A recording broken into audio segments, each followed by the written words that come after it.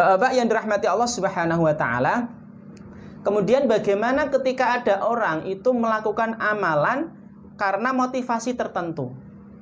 Ya, motivasi tertentu. Misalnya melakukan amalan karena ingin diselamatkan dari api neraka, melakukan amalan karena ingin dimasukkan ke dalam surga. Bagaimana orang seperti ini? Apakah termasuk orang yang ikhlas atau tidak? Ya, maka dalam hal ini Syekh Muhammad An-Nawawi Al-Bantani, seorang ulama besar ya, yang berasal dari Indonesia, dari Betawi ya, yang dulu pernah jadi mufti di Masjidil Haram dan juga pernah mengajar di sana. Dalam kitabnya Nashaihul Ibad, beliau menyampaikan, ya, Syekh Muhammad Nawawi Al-Bantani menyampaikan ada 3 tingkatan dalam ikhlas. Nah, ini yang penting kita ketahui. Ada 3 tingkatan dalam ikhlas. Tingkatan yang pertama, kata beliau, ya, fa'a'la maratibil ikhlasi, ya, tingkatan ikhlas yang paling tinggi, ya, tasfiyatul amali an mulahadatil khalqi bi alla yuridu bi ibadatihi illam tithala amrillahi wal qiyama bi haqqil ubudiyah duna iqbalin nasi alaihi bil mahabbah was sana'i wal mali wa nahwi dzalik. Tingkatan ikhlas yang paling tinggi itu adalah membersihkan perbuatan dari perhatian makhluk. Ya, jadi membersihkan amalan dari perhatian makhluk, di mana tidak ada yang diinginkan melalui amalannya itu kecuali karena menaati perintah Allah Subhanahu wa taala dan melakukan hak sebagai seorang hamba. Ya, bukan mencari perhatian dari manusia. Ya, baik itu berupa kecintaan, baik itu berupa pujian ataupun harta dan lain sebagainya. Jadi amalan yang dia lakukan itu pure, murni karena Allah Subhanahu wa taala, tidak mengharapkan balasan dari Allah, tidak mengharapkan pujian dari manusia, tidak mengharapkan hal-hal yang bersifat dari makhluknya Allah Subhanahu wa taala. Ikhlas karena Allah, ya.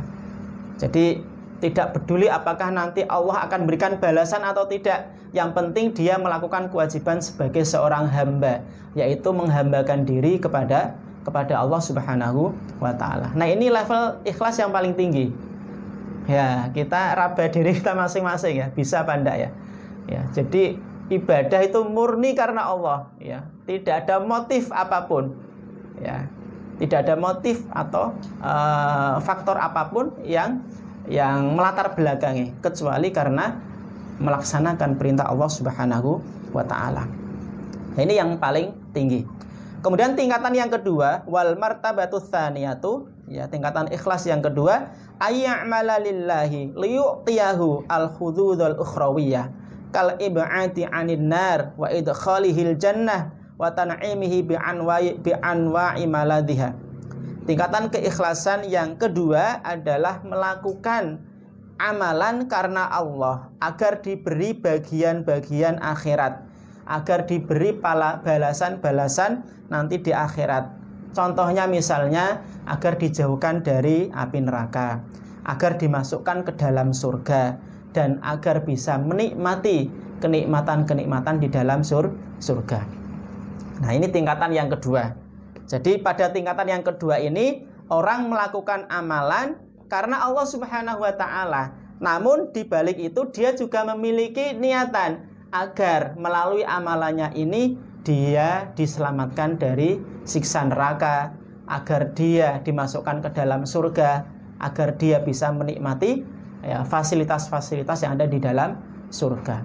Ini termasuk kategori ikhlas juga, tapi levelnya menempati level yang kedua. Ya, menempati level yang kedua. Nah, kemudian yang ketiga, level yang terakhir, ya, wal martabatus tsalitsatu, ya, tingkatan ikhlas yang ketiga adalah ayya'mala lillahi liyu'tiyahu hadzun dunyawiyan katausi'atir rizqi wa ta'fil mu'dhiyati. Jadi melakukan amalan karena Allah, ya, agar diberi bagian dari duniawi seperti kelapangan rizki dan terhindar dari hal-hal yang menyakitkan. Nah, ini tingkatan ikhlas yang ketiga, ya, yaitu melakukan amalan karena Allah Subhanahu wa taala. Namun, ya, dia juga memiliki harapan, memiliki niat agar mendapatkan imbalan-imbalan atau keutamaan-keutamaan dari ibadah yang dia lakukan. Ya, dia mengharapkan mendapatkan fadilah atau keutamaan-keutamaan dari ibadah yang dia lakukan. Yang itu bisa dirasakan di dunia.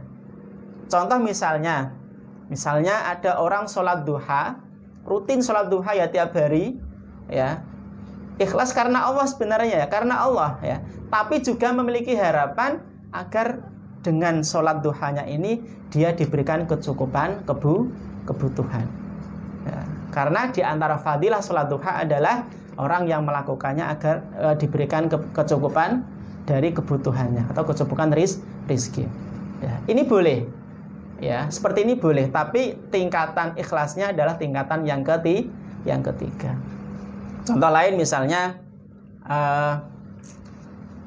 ada orang yang sholat, ya, sholat jamaah, ya, sholat jamaah, sholat fardu berjamaah, ya, niatnya adalah ya karena Allah, tapi juga dia punya harapan agar dosa-dosanya itu diampuni oleh Allah Subhanahu wa taala, agar derajatnya diangkat oleh Allah Subhanahu wa taala. Nah, ini boleh. Karena di antara fadilah dari sholat berjamaah di masjid itu adalah yang pertama bisa menghapuskan kesalahan dan juga bisa mengangkat derajat kita di sisi Allah Subhanahu wa taala, ya. Ibadah seperti ini, niat ibadah seperti ini diperbolehkan karena memang Rasulullah menjanjikan keutamaan tersebut. Masih dalam kategori ikhlas, hanya saja ikhlasnya adalah ikhlas level yang ketiga. Ya, barangkali level kita masih di sini, ya, masih di yang ketiga ini. Ya, karena kalau kita ibadah itu biasanya kita juga melihat, ya, keutamaannya seperti apa, ya, dan kita ingin mendapatkan keutamaan ini. Tidak apa-apa, ini masih kategori ikhlas. Ya, tapi mungkin kita juga berusaha untuk belajar agar level kita naik menjadi level yang kedua, ya. Ataupun malah level yang pertama tadi, ya, beribadah murni karena melakukan perintah Allah, tidak mengharapkan imbalan-imbalan yang lain. Nah, ini Bapak-bapak yang dirahmati Allah Subhanahu wa taala, 3 tingkatan ikhlas.